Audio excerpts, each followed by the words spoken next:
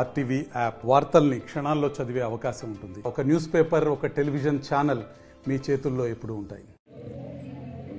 ZPHS Nizampet పాఠశాల, మండల్ నిజాంపేట్, మెదక్ జిల్లా. మా పాఠశాలలో ప్రభుత్వం అనేక రకాలైన పథకాల ద్వారా అనేక రకాలైన సౌకర్యాలను కల్పించింది. మంచి విశాలమైన తరగతి గదులు, తర్వాత దానికి తగ్గట్టుగా మంచి పిల్లలకు మంచి డెస్కులు కూర్చోవడానికి, తర్వాత ప్రతి గదికి 4 ఫ్యాన్లు, తర్వాత ఎలక్ట్రానిక్ పరికరాల ద్వారా, టీవీల ద్వారా మంచి విద్యాబోధన, ఆడియో వీడియో యంత్రాల ద్వారా విద్యాబోధన అందించడం జరుగుతుంది.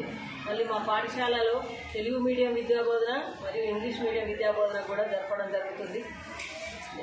శిక్షణ పొందిన ఉపాధ్యాయులు, బాగా అనుభవం గల ఉపాధ్యాయులు, బాగా ఉన్నత చదువులు చదివిన ఉపాధ్యాయుల ద్వారా మా పాఠశాలలో విద్యాబోధన జరుగుతుంది. అంతేకాకుండా మా పాఠశాలలో పీఈటీ టీచర్ కూడా ఉంది. అనేక రకాలైన మండల్ లెవెల్ ఆటలు, డిస్ట్రిక్ట్ లెవెల్ ఆటల్లో కూడా మా పిల్లలు అనేక రకాలైన పథకాలను, బహుమతులను సాధించడం జరిగింది. ఇదే కాకుండా పార్ట్ టైం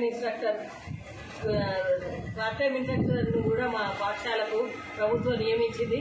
ఆ పార్ట్ టైం ఇన్స్ట్రక్టర్ ద్వారా కూడా అనేక రకాలైన బట్టలు కుట్టడం కానీ, డ్రాయింగ్ కానీ, ఇతర కళలను కూడా పిల్లలు నేర్చుకొని వాళ్ళు స్వయం ఉపాధి ద్వారా కూడా అన్ని రంగాల్లో స్థిరపడేటట్టుగా ప్రభుత్వ పాఠశాలలో పిల్లలు స్వేచ్ఛగా, తర్వాత వాళ్ళు ఆరోగ్యకరమైన విద్యలో ముందడుగు వేయడానికి ఉపాధ్యాయులు ఎంతో కృషి చేస్తున్నారు.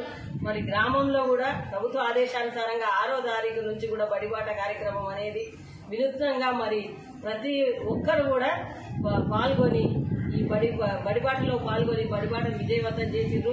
అనేక మంది పిల్లలు కూడా మన పాఠశాలకు ప్రవేశం కావడానికి, అడ్మిషన్ కావడానికి పిల్లలందరూ కూడా మా పాఠశాలకు రావడం జరుగుతుంది.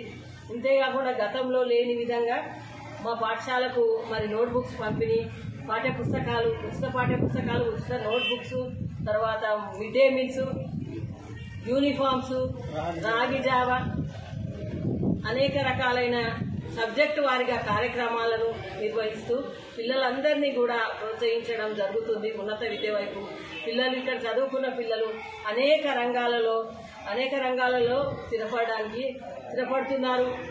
కాబట్టి మరి మా పాఠశాలలో ఇంకా అనేక మంది పిల్లల్ని తీసుకురావాలని, పేరెంట్స్ అందరూ కూడా అవగాహనతో విద్యలో ముందుండాలని, ప్రభుత్వం కల్పించిన సదవకాశాన్ని వినియోగించుకోవాలని, మరియు మా పాఠశాల 10th ఉత్తీర్ణత శాతం చూస్తుంటే గత సంవత్సరం కూడా 100% రిజల్టును సాధించారు విద్యార్థులు.